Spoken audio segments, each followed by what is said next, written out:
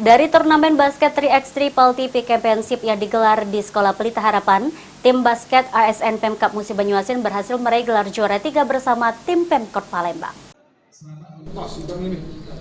Tim basket ASN Pemkab Muba yang berlaga di babak semifinal PAL TV turnamen 3x3 Basketball Championship 2022 kategori instansi di Sekolah Palembang Harapan akhirnya harus puas menduduki peringkat 3 bersama Pemkot Palembang setelah kalah dengan skor tipis melawan tim Bang Sumsel Bubble A.